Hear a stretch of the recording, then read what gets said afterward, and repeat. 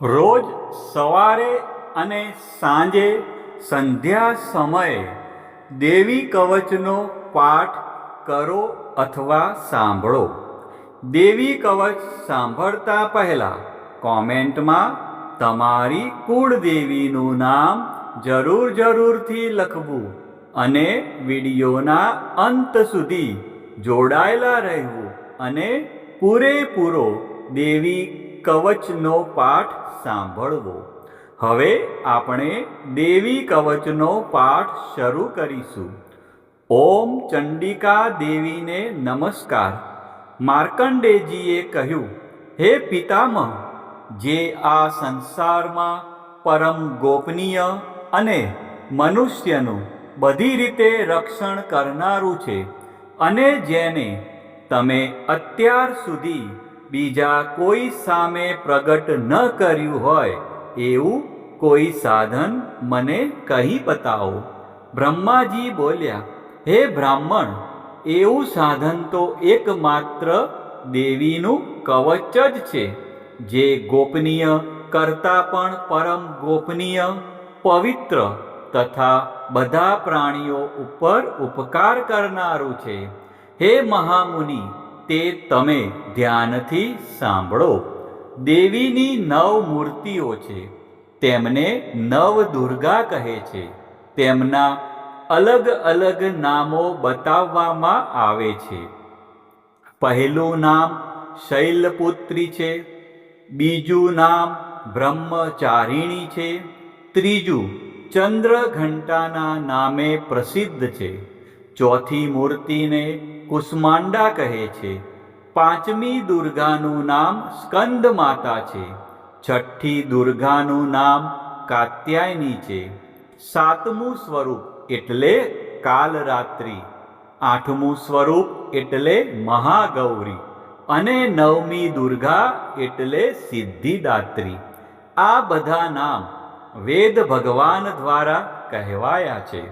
જ્યારે કોઈ મનુષ્ય અગ્નિથી સળગી રહ્યો હોય, યુદ્ધ ભૂમિમાં શત્રુઓથી ઘેરાઈ ગયો હોય, કોઈ સંકટમાં ફસાઈ ગયો હોય તથા કોઈ ભયથી ડરી ગયો હોય અને જો મા દુર્ગાનું શરણ લીધું હોય, તેનું ક્યારેય કોઈ અમંગળ થતું નથી.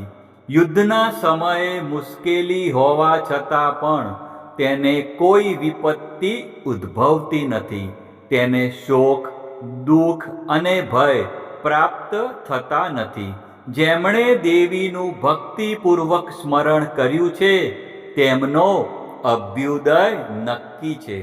હે દેવી, જેઓ તમારું ચિંતન કરે છે તેમનું તમે ચોક્કસ કલ્યાણ કરો છો, તેમનું તમે ચોક્કસ રક્ષણ કરો છો.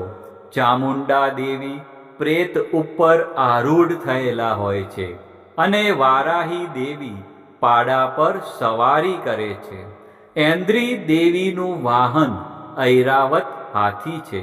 વૈષ્ણવી દેવી ગરુડ પર આવે છે અને માહેશ્વરી દેવી આખલા પર આરૂઢ થયેલા છે. કૌમારી દેવીનું વાહન મોર છે.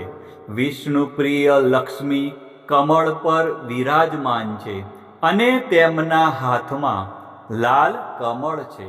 આખલા પર આરૂઢ થયેલ દેવી ઈશ્વરીએ શ્વેત વસ્ત્ર ધારણ કરી રાખ્યા છે. બ્રાહ્મી દેવી હંસ પર બેઠેલા છે અને બધા જ આભૂષણો ધારણ કર્યા છે. આ બધી દેવીઓ માતાઓ યોગ શક્તિઓથી સંપન્ન છે, જેઓ અનેકવિધ આભૂષણો પહેરવાથી શોભે છે.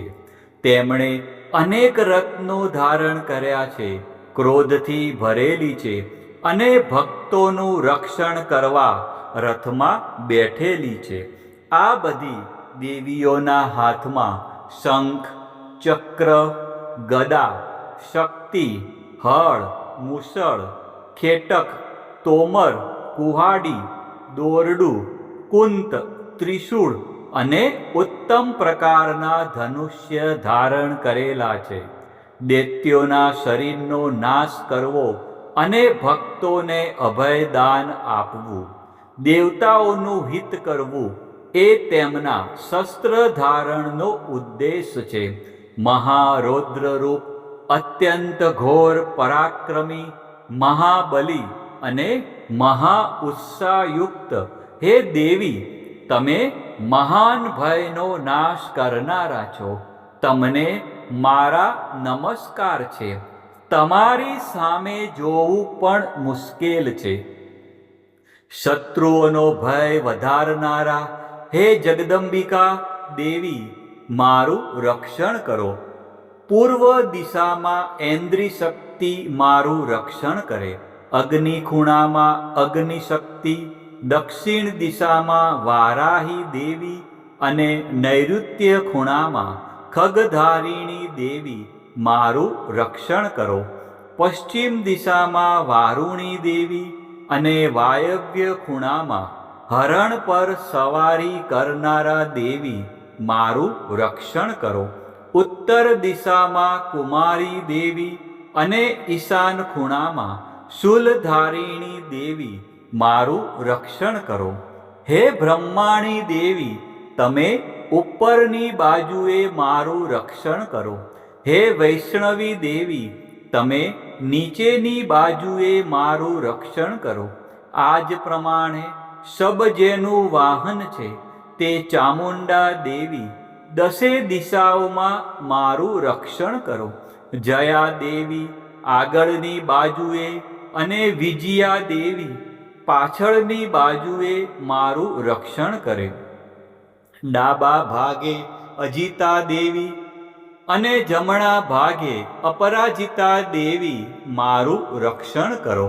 ઉદ્યોતિની દેવી શિખાનું રક્ષણ કરે અને ઉમા દેવી મારા મસ્તક પર વિરાજિત થઈને મારું રક્ષણ કરે.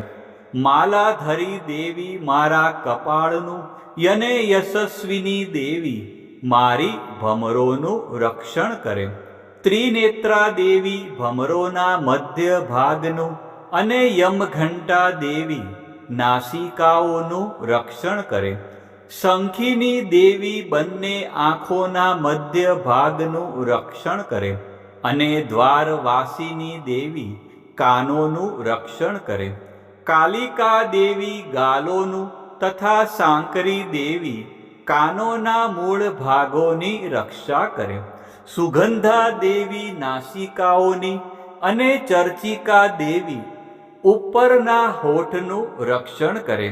અમૃતકલા દેવી નીચેના હોઠનું અને સરસ્વતી દેવી જીભનું રક્ષણ કરે.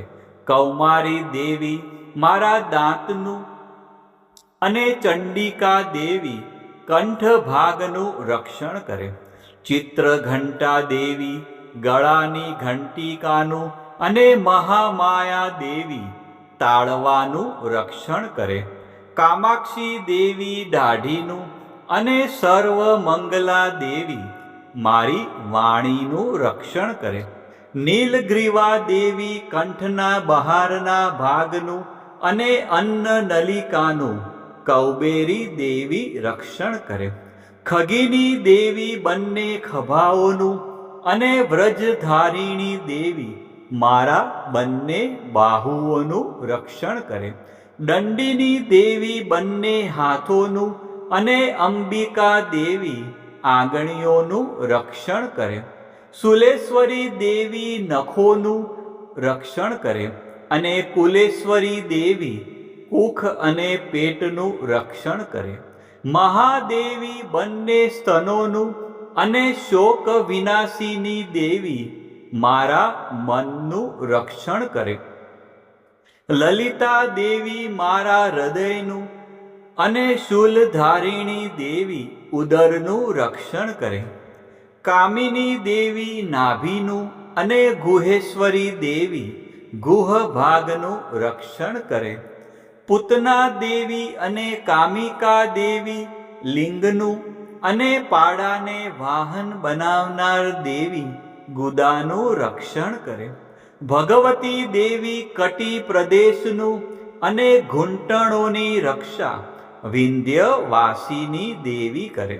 સર્વ કામનાઓ પૂરી કરનારા દેવી જંઘાઓનું રક્ષણ કરે. નારસિંહી દેવી પિંડીઓનું રક્ષણ કરે. તૈજસી દેવી બંને પગોના પૃષ્ઠભાગનું રક્ષણ કરે. શ્રીદેવી પગોની આંગળીઓનું રક્ષણ કરે અને તલવાસીની દેવી પગના તળિયાનું રક્ષણ કરે. પોતાની વિકરાળ દાઢોથી ભયંકર દેખાતા કરાલી દેવી નખોનું રક્ષણ કરે અને ઉદ્ધવ કેશીની દેવી વાળનું રક્ષણ કરે. કૌબેરી દેવી રૂવાંટીના છિદ્રોનું રક્ષણ કરે અને વાઘેશ્વરી દેવી ત્વચાનું રક્ષણ કરે. પાર્વતી દેવી રક્ત, મજ્જા, વસા, માંસ, હાડકા અને મેદનું રક્ષણ કરે. કાલરાત્રિ દેવી આંતરડાઓનું રક્ષણ કરે અને મુકુટેશ્વરી દેવી પિત્તનું રક્ષણ કરે. પદ્માવતી દેવી કમળ કોષોના મૂળ આધારનું રક્ષણ કરે અને ચૂડામણી દેવી કફનું રક્ષણ કરે. જ્વાળામુખી દેવી નખોના તેજનું રક્ષણ કરે અને અભેગા દેવી સમસ્ત સાંધાઓનું રક્ષણ કરે. હે બ્રહ્માણી દેવી, તમે મારા વીર્યનું રક્ષણ કરો. હે છત્રેશ્વરી દેવી, તમે મારી છાયાનું રક્ષણ કરો. હે ધર્મધારિણી દેવી, તમે મારા અહંકાર, મન અને બુદ્ધિનું રક્ષણ કરો. હે વ્રજ ધારણ કરનારા દેવી, મારા પ્રાણ, અપાન, વ્યાન, ઉદાન અને સમાનનું સંરક્ષણ કરો. કલ્યાણથી શોભતા હે દેવી, મારા પ્રાણનું રક્ષણ કરો. યોગીની દેવી રસ, રૂપ, ગંધ, શબ્દ અને સ્પર્શનું અને હે નારાયણી દેવી, તમે મારા સત્વ, રજ અને તમો ગુણનું રક્ષણ કરો. વારાહી દેવી આયુષ્યનું રક્ષણ કરે. વૈષ્ણવી દેવી ધર્મનું રક્ષણ કરે અને ચક્ર ધારણ કરનારા દેવી યશ અને કીર્તિ, લક્ષ્મી અને ધનનું તેમજ વિદ્યાનું રક્ષણ કરે.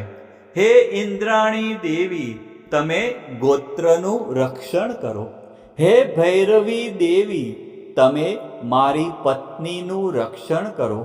હે ચંડિકા દેવી, તમે મારા પશુઓનું રક્ષણ કરો.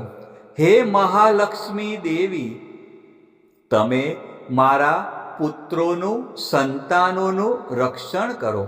હે સુપથા દેવી, તમે મારા પથનું અને ક્ષેમકરી દેવી, મારા માર્ગનું રક્ષણ કરો.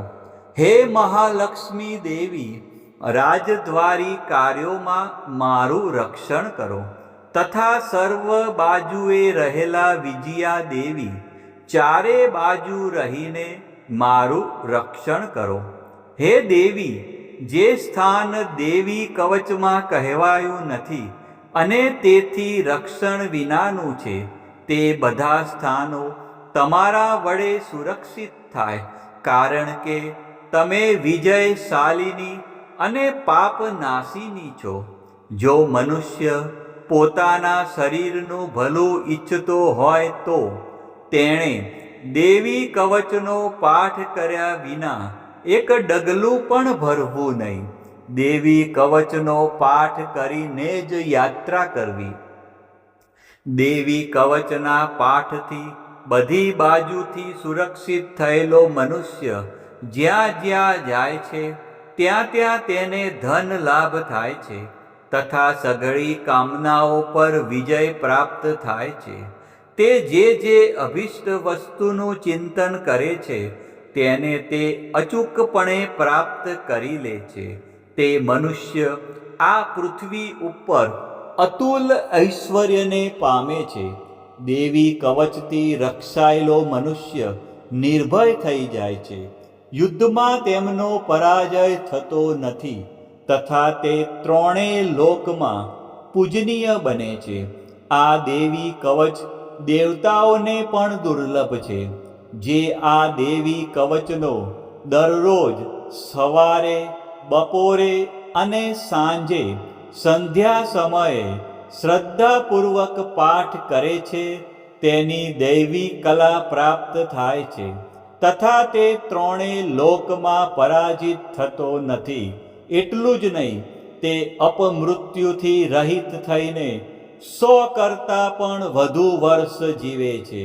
દેવી કવચ ધારણ કરનારા મનુષ્યની રાજા તરફથી સન્માન અને વૃદ્ધિ થાય છે. આ દેવી કવચ મનુષ્યના તેજની વૃદ્ધિ કરનારું અને ઉત્તમ છે. આ દેવી કવચનો પાઠ કરનારો મનુષ્ય પોતાની કીર્તિથી શોભા પામીને પૃથ્વી ઉપર પોતાના સુયશ સાથે સાથે વૃદ્ધિ પામે છે. જે પહેલા દેવી કવચ કરીને સપ્તસતી ચંડી પાઠ કરે છે તેની જ્યાં સુધી વન પર્વત હોય ત્યાં સુધી તે આનંદથી યુક્ત આ પૃથ્વી ઉપર રહે છે. તેના પુત્રો, પૌત્રો અને સંતાન પરંપરા બનેલી રહે છે. પછી દેહાંત થતા તે મનુષ્ય મહામાયાની કૃપાથી નિત્ય પરમપદને પામે છે. જે દેવતાઓને પણ દુર્લભ છે. તે સુંદર દિવ્ય રૂપ ધારણ કરે છે અને કલ્યાણ શિવની સાથે આનંદનો ભાગી બને છે. પ્રિય ભક્તજનો, મા ભગવતીની આરાધનામાં દેવી કવચનું વિશેષ મહત્વ છે. દેવી કવચ એટલે રક્ષણ કરનારું કવચ. આ પાઠ દ્વારા મા દુર્ગાના વિવિધ સ્વરૂપો આપણા શરીરના દરેક અંગ અને જીવનના દરેક ડગલાનું રક્ષણ કરે છે. ઋષિ માર્કંડે દ્વારા વર્ણવેલ આ દેવી કવચનો જો નિત્ય પાઠ કરવામાં આવે તો મનુષ્ય નિર્ભય બને છે અને તેના જીવનમાં સુખ શાંતિનો ઉદય થાય છે. આજના આ વિડીયોમાં તમે સંપૂર્ણ દેવી કવચનો પાઠ સાંભળ્યો. વિડીયોના અંત સુધી તમે જોડાયેલા રહ્યા અને મા અંબાના આ પરમ કલ્યાણકારી સ્ત્રોતનો લાભ લીધો. બોલો શ્રી અંબે માત કી જય, ચામુંડા માત કી જય, ખોડિયાર માત કી જય, મહાકાળી માત કી જય, ઉમિયા માત કી જય, બહુચર માત કી જય, વારાહી માત કી જય, અર્બુદા માત કી જય, ગાયત્રી માત કી જય, 64 જોગણી માત કી જય. આ પ્રમાણે રોજ સવારે, બપોરે અને સાંજે સંધ્યા સમયે દેવી કવચનો પાઠ અવશ્ય કરવો અથવા સાંભળવો.